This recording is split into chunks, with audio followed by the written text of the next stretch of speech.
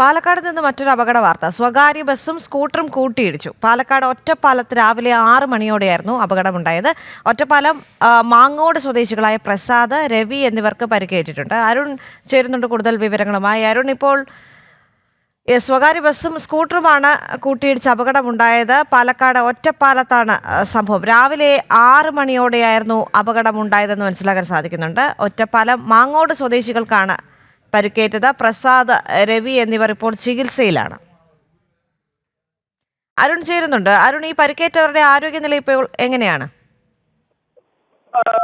പരിക്കേറ്റവരുടെ ആരോഗ്യനിലയിൽ വലിയ പ്രശ്നങ്ങളില്ല എന്നുള്ളത് തന്നെയാണ് ആശുപത്രിയിൽ നിന്ന് ലഭിക്കുന്ന വിവരം.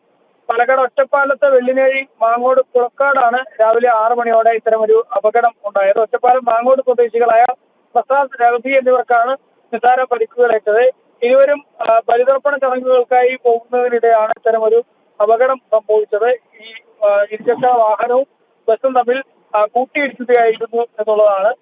നിലവിൽ ഏതായാലും പരിക്കേറ്റവർക്ക് കാര്യമായ പ്രശ്നങ്ങളില്ല എന്നുള്ളത് തന്നെയാണ് ആശുപത്രിയിൽ നിന്ന് ലഭിക്കുന്ന വിവരം. ശരി.